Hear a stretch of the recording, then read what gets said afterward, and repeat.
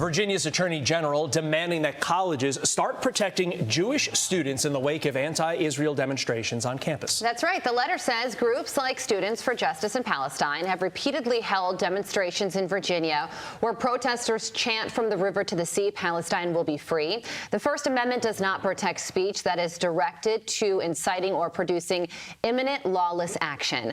Virginia Attorney General Jason Miyares joins us now. Attorney General, good morning to you. You are calling for action on college campuses. What would you like to see happen?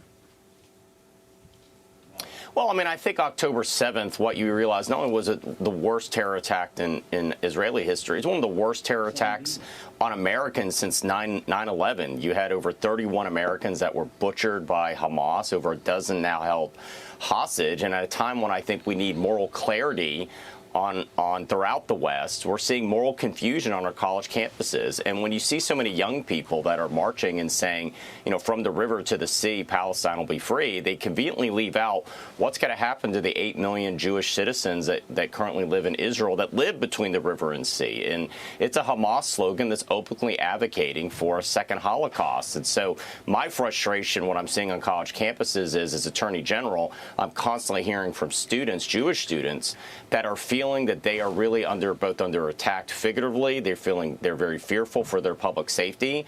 And so my challenge to these college presidents were in 2017 at the infamous Unite the Right rally in Virginia, pretty much every college president on the campus around the country condemned what happened in 17 as anti-Semitism, rightly so. Well, I would argue right now nationwide, you're having multiple equivalent of Unite the Right rallies happening every week in this country, people openly advocating for the genocide of the Jewish people in Israel.